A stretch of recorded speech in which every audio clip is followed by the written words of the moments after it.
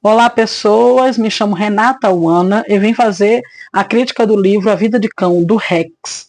O livro foi escrito por Marcelo Barbosa, ele é escritor, jornalista, psicanalista. O livro saiu pela Lei de Incentivo Paulo Gustavo no ano de 2024 pelo município de Ferraz de Vasconcelos, certo? Vamos começar pela parte física do livro, que é muito importante.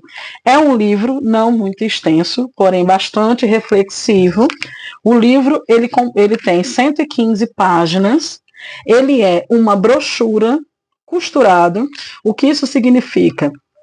Que ele pode ser lido de forma bem confortável. Você pode fazer várias posições que ele não vai rasgar, como livros costurados, brochuras costuradas, certo? A página, ela não é branca, o que dá um conforto visual. Ela tem uma textura, fonte do tamanho adequado, diagramação também. O vocabulário do livro, como eu digo, ele acompanha vários níveis de leitura e de leitores. Então é um livro que pode abranger várias idades, faixas etárias e experiências literárias. Você não precisa ser um leitor de muito tempo para você ter acesso a essa leitura. É uma leitura acessível. Ele dedica o livro em memória ao pai Francisco Barbosa da Silva, o pai dele, que enfrentou a dura realidade da vida. O livro, ele é uma distopia, certo? O que seria uma distopia? É uma realidade que não dá para saber exatamente o que ela traz, só você lendo e refletindo a respeito. A capa do livro, ele remete à vida de cão do Rex como se o Rex fosse um cachorro, só que no decorrer da leitura, nós nos deparamos com possibilidades dele ser de outras espécies, assim como a espécie humana também. O nome Rex, que seria um nome americanizado, ele é escrito em português, R-E-Q-U-I-S, também remete a dinossauros. O livro ele vai tratar muito do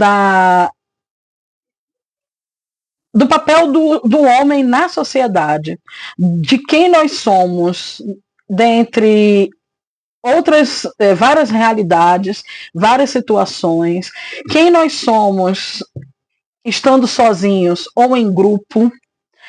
O que significa o direito de pensar, que é um direito constitucional que nos é dado, também está lá descrito na Declaração Universal dos Direitos Humanos da ONU, que vai mostrando que nós somos passíveis, nós somos seres cognoscentes, que somos seres que pensamos e com isso elaboramos o nosso ponto de vista, as nossas crenças, e o que aconteceria caso nos fosse privado o direito de pensar, que é o que acontece, dando um spoiler aqui, com o protagonista do livro.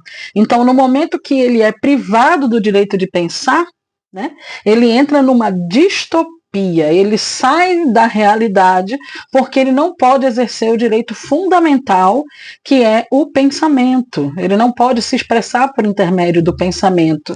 E ele começa a se confrontar com realidades muito duras da vida, assim como a finitude, o sentimento de inadequação, de depressão, ele passa a questionar quem ele é. E nesse momento é impossível não fazermos uma analogia com a nossa própria vida. Quantas vezes não nos pegamos também, a maioria das pessoas, em pensamentos de quem nós somos, o que nós estamos fazendo aqui, por que passar por determinadas situações, por que as pessoas agem de determinado jeito estando sozinhas ou em grupo, porque as coisas são tão polarizadas em determinadas situações da vida, certo? E eu acho interessante que o livro ele desromantiza a vida. Tem uma frase aqui bem legal que diz assim: é normal desromantizar um pouco a vida, apesar de não ser muito aceitável. Porque é verdade, quando a gente vive sob o véu de uma ilusão, é você crer no lúdico, no praticamente impossível. Porém, quando você é confrontado com a realidade, essa realidade muitas vezes ela pode doer bastante, ela pode trazer sentimentos de exclusão, de inadequação, sentimentos de inadequação e sermos excluídos de um grupo por ousarmos pensar diferente desse grupo. Isso pode acontecer, sim.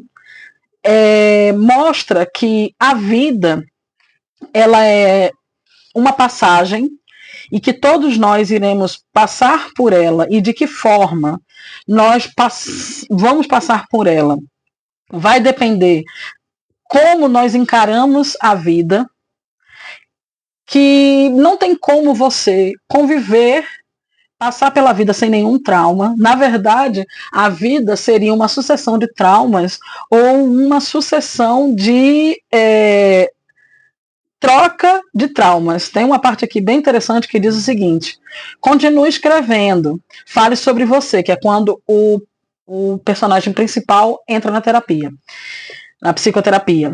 Fale sobre você, fale sobre os outros, fale sobre os seus pensamentos, de tudo que tiver vontade. Isso é uma boa forma de trocar ou até superar os seus traumas.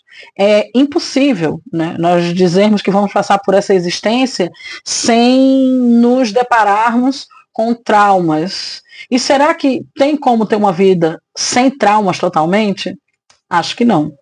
A jornada rumo ao autoconhecimento dói e é preciso. Aqui ele diz assim: eu não me arrependo em me desafiar a conhecer o desconhecido, mas não imaginava que seria tão confuso e repetitivo o que eu posso fazer para lidar com essa situação. Quando nós nos confrontamos, a jornada do autoconhecimento que o livro trata, do autoconhecimento, é uma jornada muito louca, porque você vai se deparar com o seu lado luz e o lado obscuro.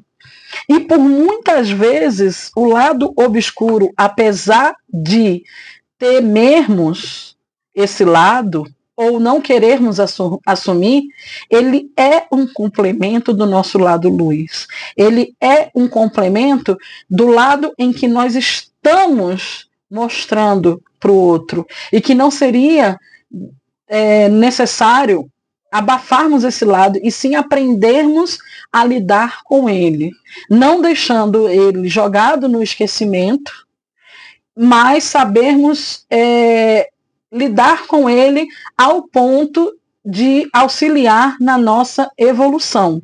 É sobre isso que o livro trata. Então, assim, o livro A Vida de Cão, do Rex, é um livro que ele deve ser lido, refletido, e independente se você conviveu ou viveu na pele determinadas situações que são colocadas aqui no livro, relacionadas a comunidades mais carentes, a quebrada, como assim dizer, ele também pode ser perfeitamente costurado aquilo que nós vivenciamos. Porque, de certa forma, todos nós vivemos essa realidade e por muitas vezes, por algumas situações da vida, traumática, luta, alguma coisa, nós chegamos a dissociar da realidade e pensarmos em distopia com a realidade, ou sermos excluídos por não estarmos de acordo com a manada. E eu peço que vocês leiam esse livro de uma forma bem atenta, certo? E carinhosa, porque nessas poucas páginas existe um grande